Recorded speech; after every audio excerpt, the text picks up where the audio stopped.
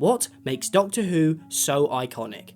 Is it the charm? The wonder of travelling through time and space? Is it Banakafalata? Banakafalata! Cyborg! You could say it's all of these things, but to me, it's the villains. Despite running for 39 seasons, the show never fails to introduce terrifying, unique foes for the Doctor to have a bit of argy-bargy with, many of which have the best character designs and prosthetics in all of science fiction. And some of the scariest out of all these goofy goobers are the baddies found in the episode The Impossible Planet. An intense story of gods and devils which gets real philosophical, dating back to before even time itself, dealing with some concepts which are nearly impossible for any human to understand. So I thought it'd be a bunch of fun to join this two-hearted alien and take a little look into the cosmic horror of Doctor Who. Let's go. Only the darkness remains.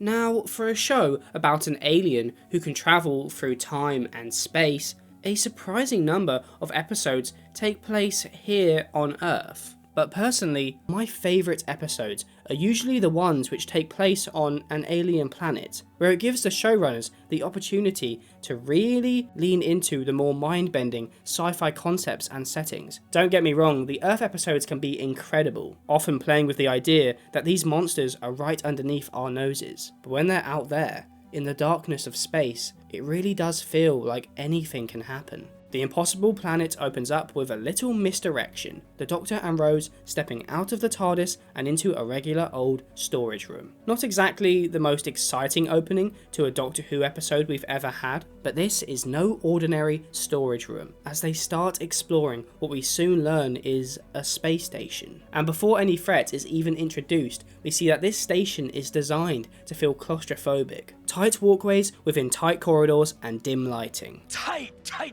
Rather than what we often see from futuristic engineering in media with bright, clean and smooth designs with funky shapes, this looks like something you could find on Earth today, with exposed metal beams and grates all over the place. It doesn't look sleek or clean, but it looks functional, sort of like a factory. It gives the space station this feeling that it's been built in a hurry, to act as a temporary structure, not something that's meant to last, which it essentially has, the Doctor calling it a sanctuary base. Oh, it's a sanctuary base! Everything about this place reminds me of a submarine. They're both created with the intention of letting humans survive in places which they normally wouldn't, allowing us to explore environments previously not possible. One the deep spooky ocean, the other the cold vacuum of space. They both have those doors with that spinning wheel. The air they breathe is artificial, and the environment is relying on a lot of incredibly specific systems to keep it running. You get the feeling that if anything goes wrong, if anyone makes any mistake, then they'll be in serious trouble, so far from any help that it means certain death for everyone inside. So it's called a sanctuary base, but who's it a sanctuary for? Well, some good old humans of course, and when we first see them, they're shocked at the simple sight of two people. It's clear that wherever this space station is, it's incredibly hard to get to, not the sort of place that people just wander in. And the crew aren't scared by their presence, just generally fascinated and curious. You're not going to believe this, we've got people. Out of nowhere, I mean real people. The crew's hierarchy follows a blend of what you might find on a ship, as well as the positions found in an expedition group, including a captain, archaeology officer, science officer, and some other folks. All different occupations, suitable for dealing with different problems and emergencies that might arise, which we learn is a very real possibility, as the previous captain was killed on their journey to the base. But before they can even ask any questions, the station begins shaking violently, and the crew escort them both to a safer area. So, the mystery of where they really are is beginning to be revealed piece by piece. It's hard to reach and clearly an unstable atmosphere, which even behind the protection of a metal base is still dangerous and unpredictable. And the crew are all intelligent and knowledgeable about the situation they're in. They have a system, rules, they've clearly been here a while. So for once, the Doctor isn't the most aware person in the room, usually so know-it-all and smart,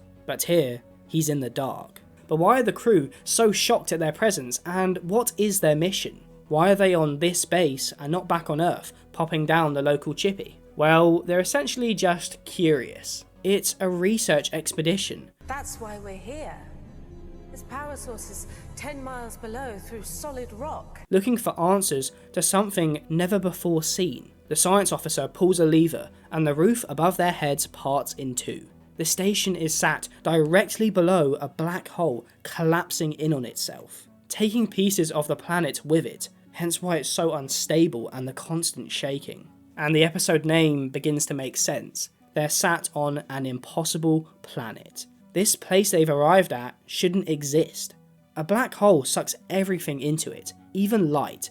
It's inescapable to everything, and there's no way that the station or those inside it should be alive right now. But yet, here it is, intact. Well, intact enough to keep from completely falling apart. We learn that something inside the planet is generating enough of a gravitational pull to counteract one of the most powerful things in the universe. And according to legend, it's a living being, a mighty demon, which came from within the black hole, escaping the inescapable. And humans being humans, with our natural curiosity, we just had to see what all this was about. For a show which usually takes scientific concepts and plays around with them to make them even more interesting and fit a sci-fi adventure format, here the intrigue is over how impossible their situation is. That's impossible. And this impossibility turned possible is something which has a big effect on the Doctor throughout the episode. We should be dead.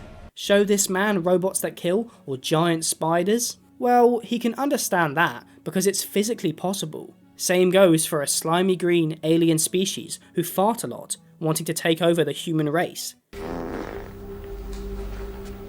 These are all concepts he's familiar with. He deals with them every Saturday at 8 PM whilst me and my relatives sit around and go, ooh, ah, wow.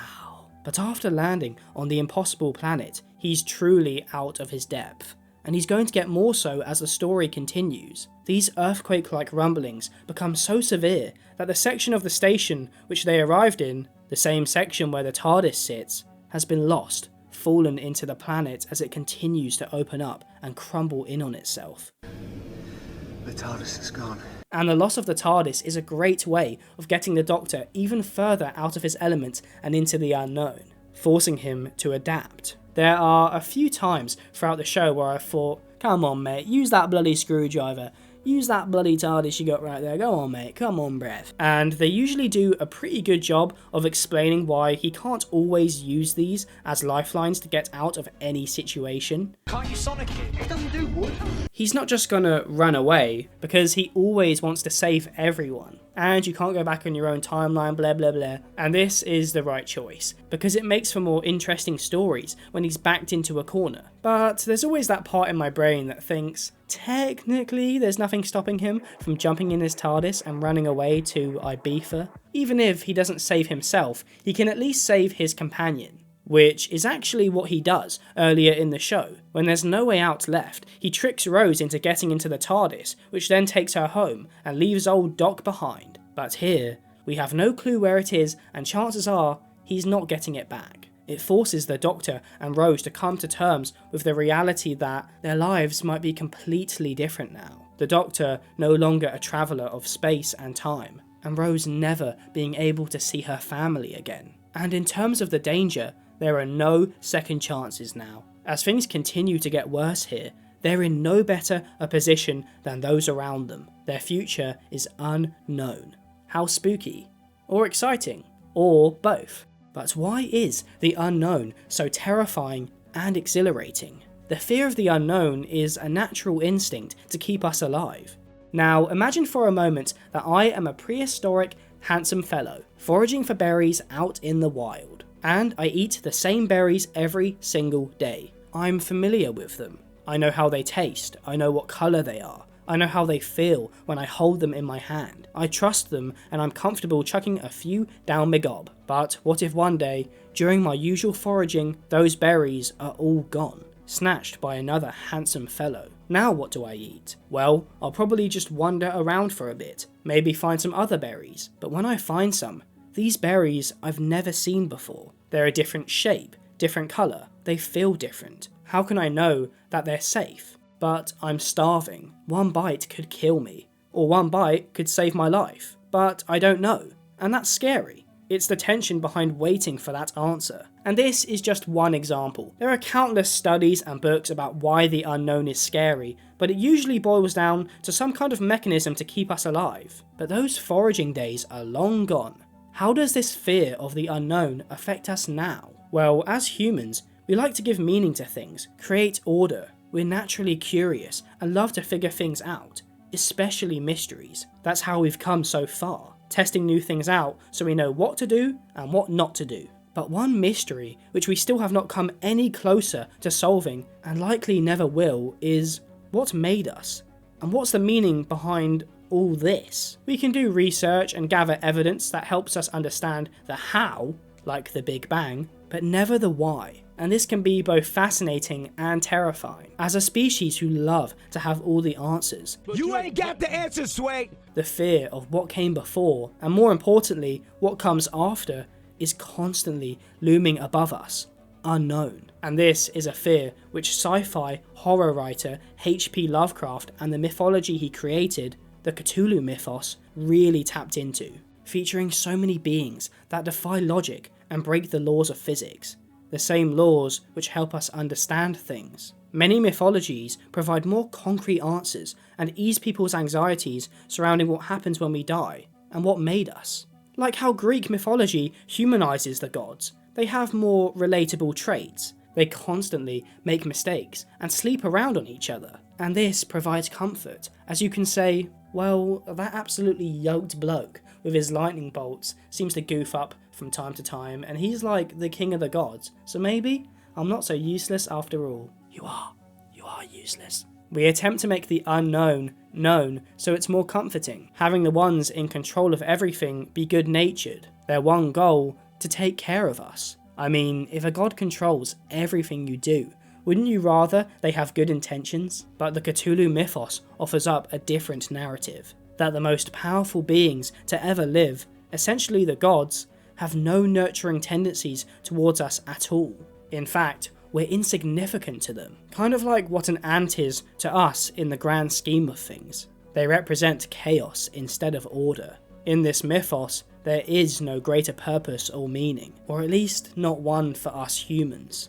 And so when humans attempt to find these beings in search of answers, they aren't freed by their knowledge, instead it drives them mad. So what does all this have to do with some British sci-fi episodes from 2006? Well, when you take a look at the threat and the mystery of this planet, you'll see that there's more similarities between H.P Lovecraft's work and this episode than you might think. This isn't your usual story, where the Doctor arrives somewhere he wants to show his companion and he stumbles across an alien's evil little plan. No, there's something much bigger going on here. Our first clue comes as the Doctor and Rose discover some hard bars written on the wall. The words "Welcome to Hell" written in English with a bunch of unknown symbols beneath it in black paint. Except the TARDIS is programmed to translate every known language in the universe, so why isn't it working for the symbols? See, this isn't technically a clue, more so the absence of one, as it brings up more questions than it answers. We don't know what it says, but we do know the language belongs to an ancient civilization that lived on this planet long before humans were even around, so old that it predates a literal Time Lord. And the words "Welcome to Hell" are a pretty good sign that whatever this unknown message is, it probably isn't a welcoming one, more likely a warning or threat. And this is just the first of many references to the devil himself and the underworld. To generate that gravity field and the funnel, you need a power source with an inverted self-extrapolating reflex of 6 to the power of 6 every 6 seconds. That's over 6 here. As I'm sure you're aware, in Christianity, 666 is the number of the beast, one of the most common symbols of Satan and the underworld. Whatever lies inside this planet, generating that gravitational field, it's described as waiting in the darkness.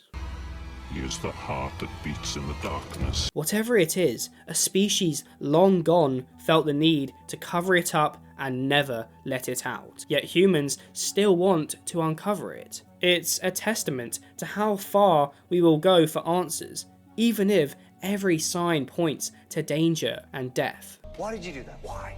I'll tell you why. Because it was there. Brilliant.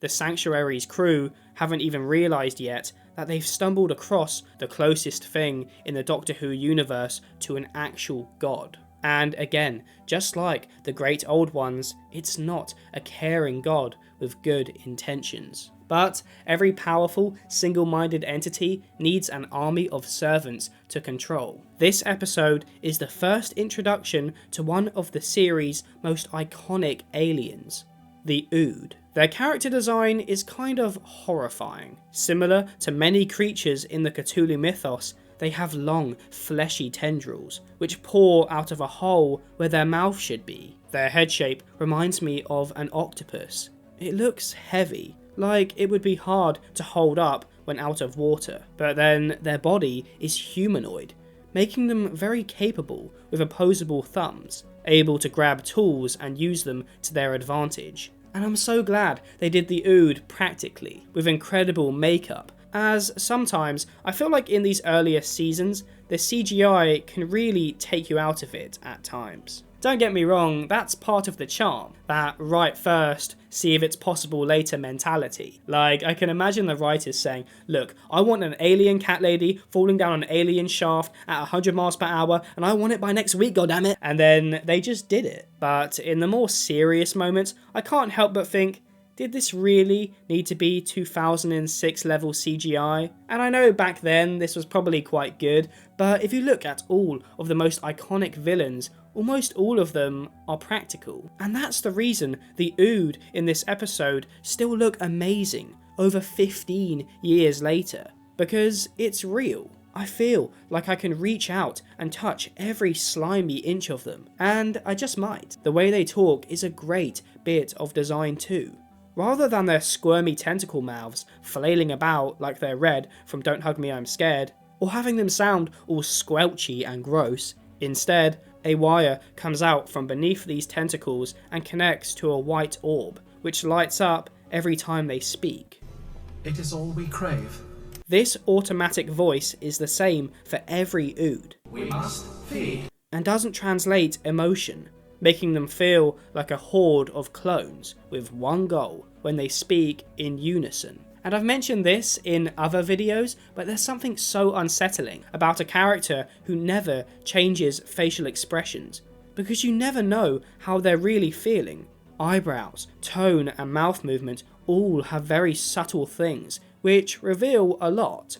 And so the absence of these really helps to hammer home that the Ood have no individual personality, no voice of their own. It scratches that skeptical part of your brain that goes, I know this is probably what they're intending to say, but is it really coming from them? From the Ood? They're speaking through technology and a monotone, easily replicated voice, things which are easily tampered with. How do I know they're not being influenced by something else? Again, so much about them is unknown, and their introduction plays with this idea. The Doctor and Rose are goofing about and exploring, and at this point they have no idea that the Ood are here to serve the crew. We must feed. We must feed. We must feed. It's a great misdirect, and it instantly plants the seed in your head that these guys are a threat, even if at the time we don't have context. We must feed. You, if you are hungry. We now know that the Ood can be intimidating when they work together and corner you in the tight spaces that make up, well, the whole station. It feels like you should keep your eye on them, just in case. But in reality, the Ood are neither good or bad, because they appear to have no free will. They're all identical, like soldiers. Serving humans is their only purpose. It's a tragic existence, because you should feel bad about having a slave tend to your every need. But one of the crew explains, But the Ood offer themselves. Like, if you don't give them orders, they just pine away and die. So is it more immoral to let the Ood suffer in hopes they'll find a different purpose one day? Or to give them what they want and keep them as servants? And there's really no right answer to this, just a matter of perspective. And the conversations between Rose and the Ood in this story really highlight the parallels between this servant race and us as humans. I mean, most of life is just trying to find purpose, something meaningful to give your time to. Most people tend to look for it in family, friends, work, religion, expression, the feeling that there's still so much to explore. But it can be anything really, just something which you get up in the morning for. But is that not the same as the Ood? You like being ordered about? It is all we crave. The difference, I guess, would be choice. For the most part, we get some choice around which of these paths we're going to go down, but the Ood are born without this choice, and this makes Rose uncomfortable, claiming that she herself used to feel like she had no choice. We have nothing else in life. Yeah, well, I used to think like that. Just going along with what life threw at her. She believes that if she can do it, then why can't they? But these conversations make you question what would happen if the humans did stop ordering the Ood around, something which actually gets expanded upon later on in the show. And if all that was a bit too much, they're essentially just the OG Mr. Meeseeks. I'm Mr. Meeseeks! But if they're born to serve, then it's safe to say that their allegiance isn't based on respect, and could shift from humans if a more powerful race or being came along. And that's exactly what we see happen. The Ood are sitting in what I guess is their crib, all sat in the same position in rows. Again, that lack of individuality couldn't be more apparent. And maybe it's just me, but this shot reminds me of soldiers sat on an airplane, ready to go into battle. We learn that the Ood communicate to one another through a telepathic field, which usually measures at a level of basic 5, whatever that means. But this basic level suddenly increases, going up and up until it reaches triple digits, something which again is supposedly impossible. It's definitely 100. But that's impossible. But again, just like the planet surviving the black hole or the symbols being unreadable, it's happening before our eyes. The impossible becoming possible. But it never feels lazy, just further showing how powerful this creature truly is. The writers establish order and set up rules here so that when they are broken, you feel like this beast can do anything. This level of basic bitch means the Ood are screaming inside their heads, but they're just sat there, calm and still, as the beast talks through them. He is awake. And you will worship him. Whatever lies in the centre of this planet now has an army which will follow its every command. And there's no need to plan or have them infiltrate the sanctuary, as they're already there. They're trained to move between the tight corridors with ease. The crew underestimate the Ood. They're so stupid. They don't even tell us when they're ill. Humans have likely only ever seen them be loyal to them, and so aren't prepared for the occasion that they might turn on them. What was once their most useful tool has now become their biggest threat. And this transition of power has excellent setup and foreshadowing throughout the episode. When Rose is getting some absolutely unreal looking munch from the canteen, she's having a little chat with one of the Ood, and out of the blue, they say this. The beast and his armies shall rise from the pit to make war against God. And again, that contrast of the calm, monotone voice and the incredibly dark content of what's being said create this uncomfortable middle ground that takes you back. But let's discuss what the Ood actually says here. It's clearly very biblical, referencing God, but I like to believe that this is just a translation of the TARDIS, as being so far from Earth, the Ood is more likely talking about the idea of God, rather than a specific deity tied to any one religion. After all, a lot of religions share similar beliefs, and have a deity for both good and evil. After this line, it goes right back to normal, polite small talk. Apologies. I said, I hope you enjoy your meal. as if nothing ever happened. Just a horrifying glitch in the speech system. The first time we encounter this beast isn't actually in its physical form, it's through the crew member of Toby, the archaeologist. It seems to single him out as he's away from the others, alone and vulnerable. He sits in his lab, going over the ancient symbols, when a voice calls out his name seemingly from nowhere. Toby. The voice sounds like a whisper layered over itself multiple times, giving it a hissing effect, similar to a snake, a creature seen as untrustworthy, conniving. "You're such a snake." I'm a slithery little sneaky snake.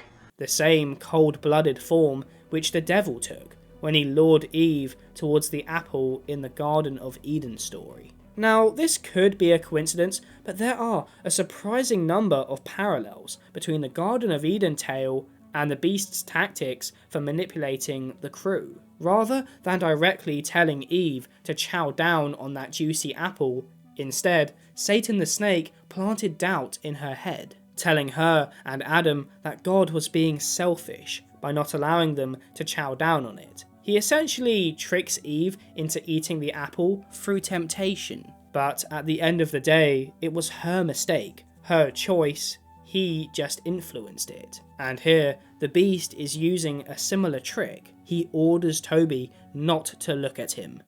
Don't turn around. A common sign of dominance with animals, like dogs, where during a staring competition, the less dominant tends to break eye contact first, in order to avoid a confrontation. Look at me when you're talking to me! The beast attempts to tap into his fear through threats disguised as facts. If you look at me, you will die. I'm behind you, Toby. One look and you will die.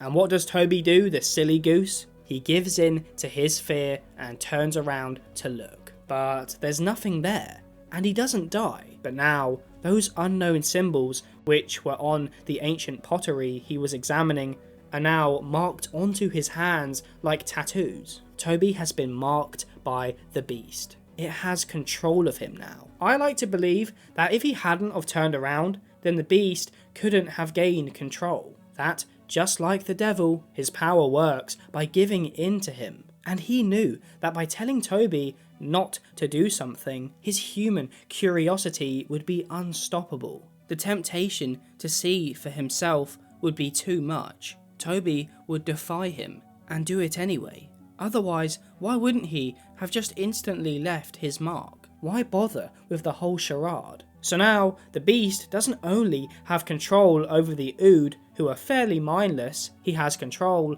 over one of the crew, a true inside man, who has their trust. I personally feel that this is the last time we see the original human Toby, and from here on out, it's all beast. Even when he acts normal, it's purely to throw the crew off. I don't know, man. You've been seeming sus lately. It's almost like we have an imposter among us. Now, he can stand in the vacuum of space with no harm done. Another impossibility made possible. He's the only one who can control the Ood. He can crack glass with just his mind. He's far more than human now. The beast has transferred his consciousness across many beings at once, taking more and more control over the station. And my personal favourite scene of the entire episode is a conversation between the beast talking through the Ood and the Doctor. You little things that live in the light. It gives us more answers about this beast, whilst opening up even more questions. The Doctor tries to get the creature to clarify which of the countless religions he belongs to. If you are the beast, then answer me this. Which one? All of them. If what he says is true, then he's the very idea of evil, which is found in almost every culture going back as far as humans could think. And just like evil tends to do, it gets inside their heads and makes them doubt themselves, making them weaker. The beast goes through the crew one by one, listing off each of their biggest fears. And not phobias or anything like that, no, this is more personal. It's all fears which come from insecurity and guilt. the captain so scared of command? He possesses knowledge of the security officer's relationship with his late wife, taunting him with it. Mr. Jefferson, tell me, sir, did your wife ever forgive you? Information which he could never possibly know, and tapping into the Doctor's biggest vulnerability. The fact that he's not just the last of his kind, but he was the one who killed them all. This one knows me, as I know him, the killer of his own kind. He did it to save the rest of the universe, but it still weighs on his mind, and he roasts Toby for just being a virgin. A virgin.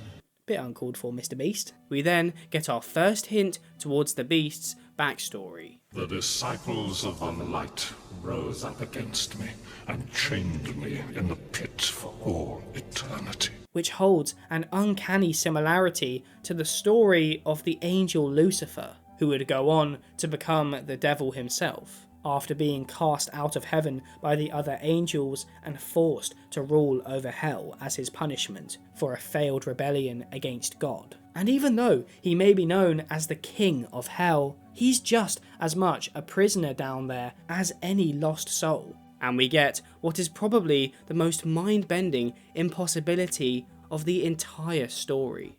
When was this? Before time. What does that mean? Before time. But we use time to measure everything. It's unstoppable, unchangeable. One of the only constant things we know of is time. Think of the universe being a timeline, like the one I'm using to edit this video. I can move back and forth and even pause and rewind, but when I try to go back to before this timeline, there's nothing. It's not possible. How can something happen and exist here, be born here? Existing outside of time is one of the most notable traits of the beings in the Cthulhu mythos known as the Outer Gods, who don't just dwell outside of time but thought and existence itself, like the great sleeping god Azathoth, who is impossible to describe accurately due to everyone seeing him differently. But depictions usually follow the lines of a huge black hole, his body composed of all the bright stars in the visible universe, whilst his face is veiled in darkness. These are concepts which it's impossible to truly picture. All the stars in the universe, a number which we don't even know, or even if there is a set number. You can have a general idea, and fan art can help with this, but the description alone denies what's physically possible. And just like these beings, the Beast doesn't play by our rules.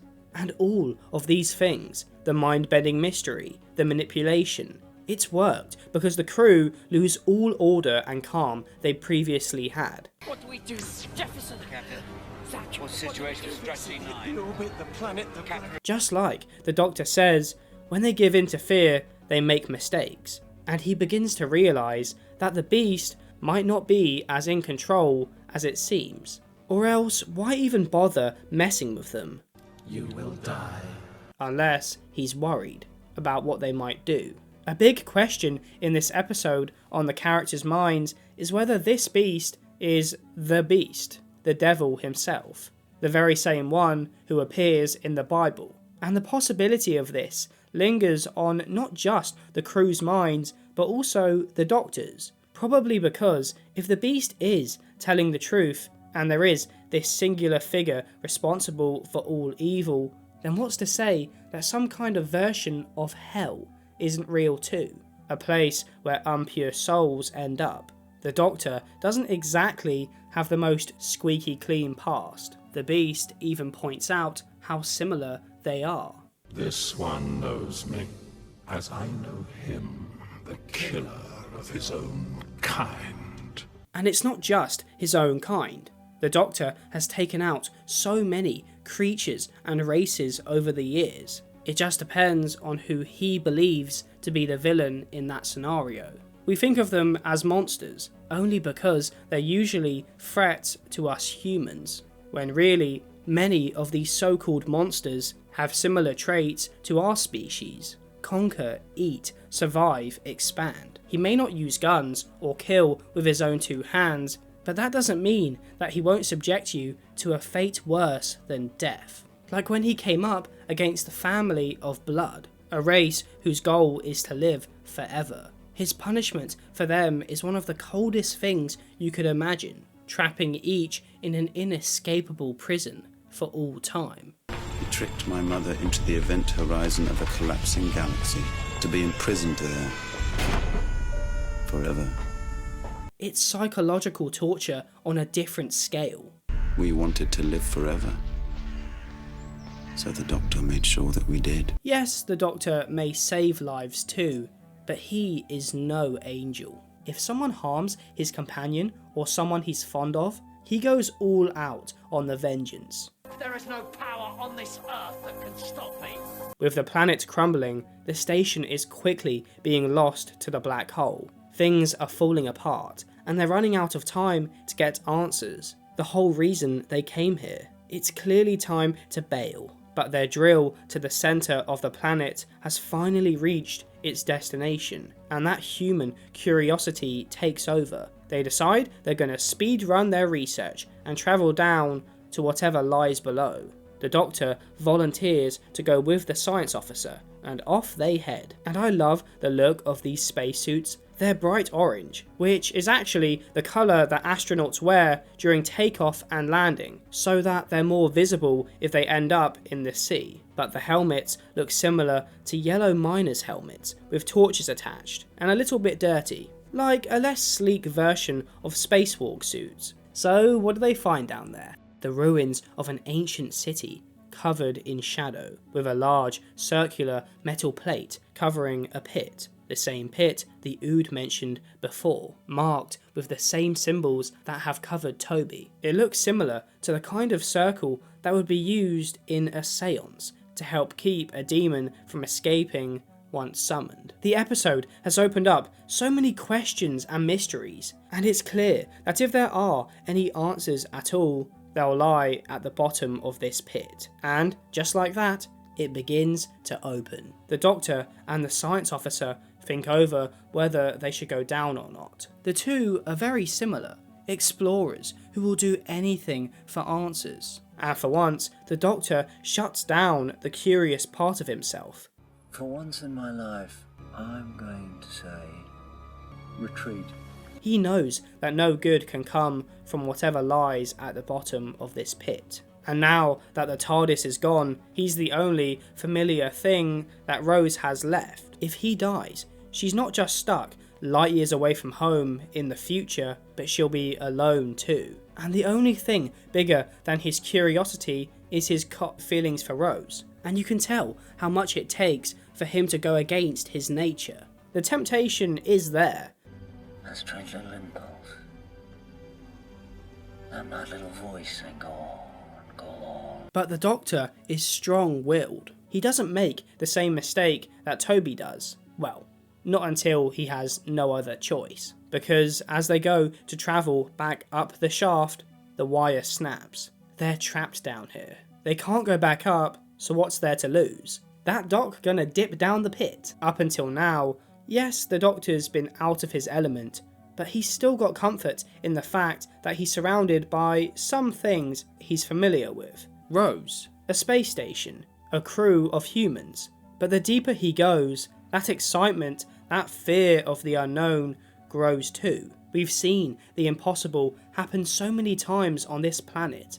Anything could happen down here. He's not a Time Lord anymore, with a fancy TARDIS to get away or a screwdriver to open any door. He's just like anyone, helpless in the darkness. He attaches himself to a wire and lets himself over the edge. After 10 or so meters, there's no cave wall anymore, just a black void of unknown that goes on and on with no end in sight. As the Doctor travels down, it looks like the pit is swallowing him. But there's still the option of having the wire pull him back up if he doesn't like what he sees. It's quite literally a lifeline. But this lifeline doesn't go on forever. The pit goes so deep that the Doctor has used it all up. There could be 20 feet to the bottom, or there could be miles. There's no way of telling.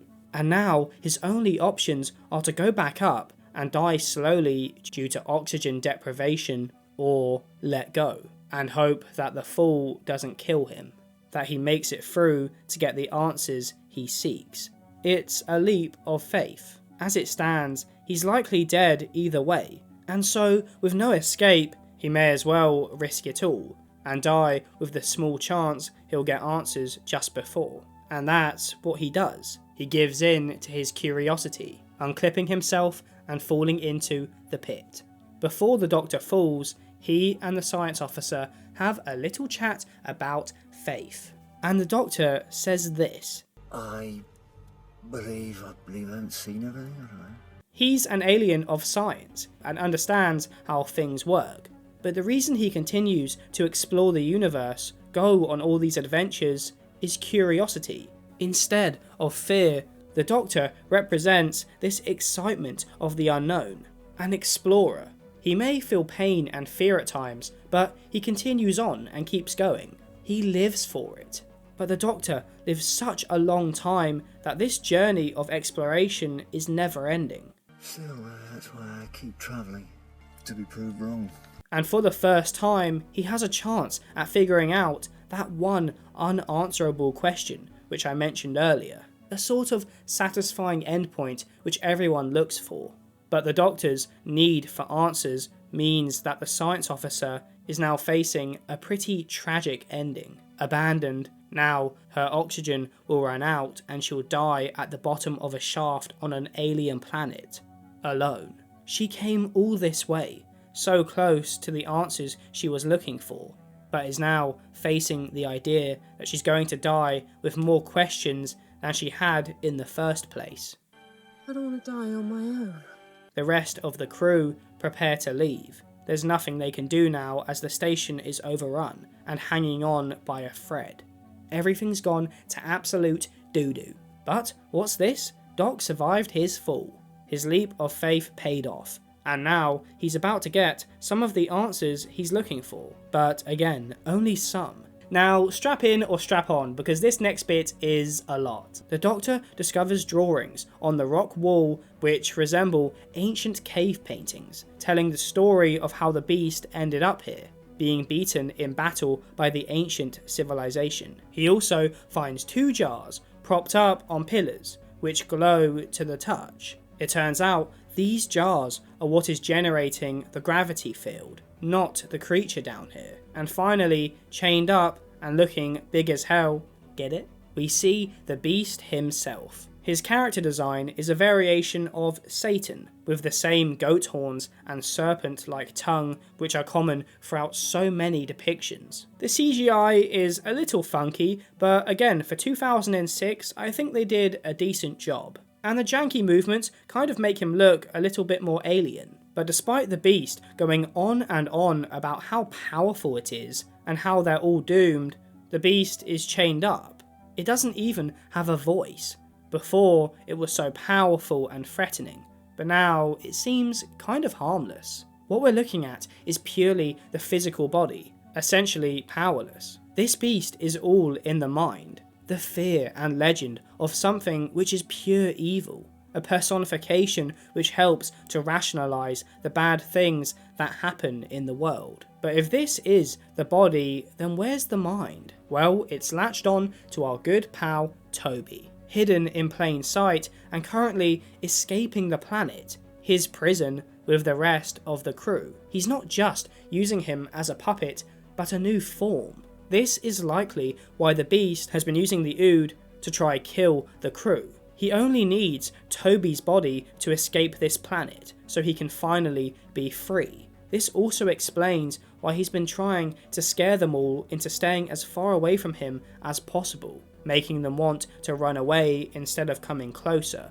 Because if someone does go into the pit and destroys these jars, then the safety net, the gravity field, is destroyed with them. The impossible planet, along with his new body, will be sucked up into the black hole. He will be forever gone. So surely all the Doctor's got to do is break these jars and the beast is dead. But it's not that simple. He won't just be killing the beast and himself which he's probably fine with. He knew he likely wasn't getting out of this, but he'll also be killing Rose, the crew, the Ood. It creates a really interesting moral dilemma. It's very similar to the decision he had to make when destroying his own kind. Let the Time Lord Council carry out their weird plan which will destroy the universe, or sacrifice the ones you love. And just like before, the Doctor makes the hard decision and destroys the jars. The only difference this time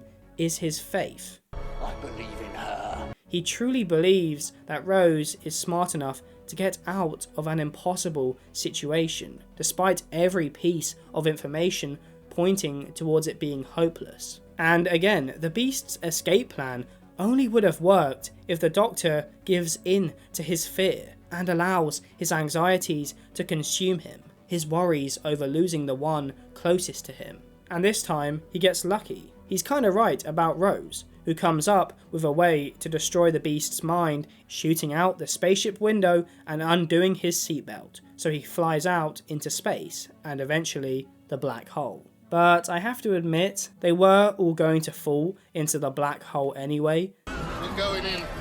So this does feel a little bit inconsequential. She is still, at this moment, going to die. But it's nice to see that Rose will put up a fight even if she knows she's doomed anyway. She doesn't just lie down and take it. But what's this? The TARDIS has landed right here next to the Beast. And again, I guess you could argue this is a little convenient, but as the Doctor says, but I just wish he came up with a plan instead of just literally getting blasted onto the TARDIS door. And I get it, they couldn't have their two main characters die in a show like this. And the show can't continue without the TARDIS, so I kinda always knew it was gonna return somehow. But yeah, probably my only flaw with the story as a whole.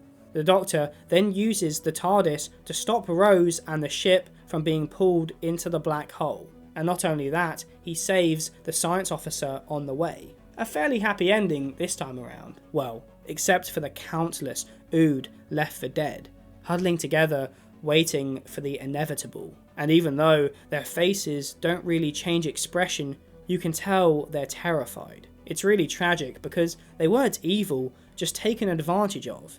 And the captain acknowledges this with a really kind moment, listing off each Ood individually and giving them all honours on their death record, as well as Toby and the fallen crew. But even if the Doctor had saved the Ood, they were being controlled by the Beast just like Toby. And if they got out into the universe, a piece of him might still be there within them. So what really was the Beast? Where did he come from? Was he really there before time? Well, we don't find out. It's never revealed. Any answers the Beast or the language or the ancient civilization might hold about this incomprehensible power are gone for good. And you could find the lack of answers frustrating. But I think it's the way the characters react and discuss these concepts that makes this story fascinating.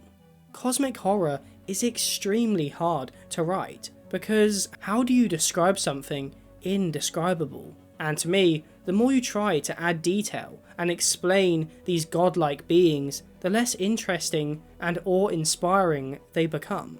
And despite everyone just being glad to have made it out and triumphed over the Beast, all this wouldn't have even been a problem if they'd have just stayed far away. If our instinct when discovering pure power on a godlike scale wasn't to run straight towards that power. It was curiosity that led humans here, which almost resulted in this power being let out into the universe, which would cause our own downfall.